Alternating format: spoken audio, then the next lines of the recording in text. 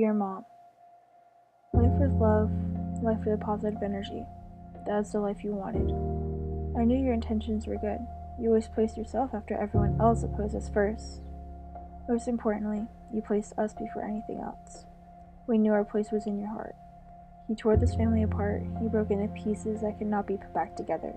But that is what makes me stronger. This is for you. This life I live is for you.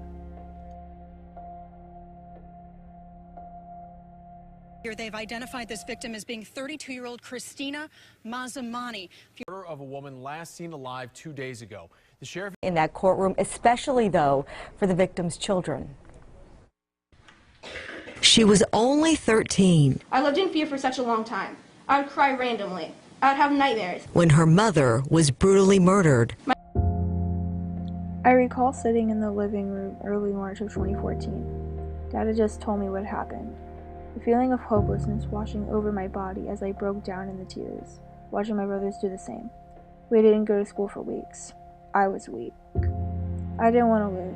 I was numb, broken, my mind ricocheting thoughts of, I just want this to be over. My life holding no meaning. I felt no meaning. How could this be me? I grew up so happy. I grew up with dreams and so much love in my heart. How did my life fall apart? I suppose once you were gone, I had to fill that void in my life. Despite having so many people there for me, I still felt so alone. The happy-go-lucky girl who was once there was gone. The love for myself, the love for my life, gone. Love. I don't know if I exactly believe in love. You're the only person to ever show that in my life. Until he came along. I wish you could have met him. He treated me so well. He was there for me when no one else was. He was my best friend. He taught me how to smile again, how to laugh again, how to live again. You would have liked him. The problem is that despite all the love he gave me, I couldn't even love myself. I saw myself as a product of depression and teenage mistakes. I saw myself as nothing. I felt nothing. It's crazy to think how someone could be in your life one day and gone the next. I'm used to it though. People come and go as the seasons do. The ones who stay, they mean the most to me. You were 17 when you found out you were pregnant, and it wasn't until I was 17 when I found my happiness. It wasn't in myself, and it wasn't in anything materialistic. It was in others, the people I've met in this crazy place called life. They are my happiness. Making them happy is my way to cope. Sometimes that isn't the case though. Sometimes the case is that I miss you. Maybe I'm crazy, I know I'm in denial, but why does it feel like you're still here, on Earth?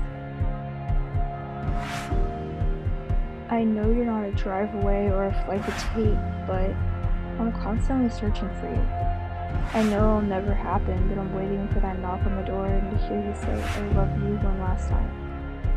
I wish you were here to watch me graduate, to be my shoulder to cry on through every heartbreak, to watch me walk down the aisle, meet your grandkids, but you won't.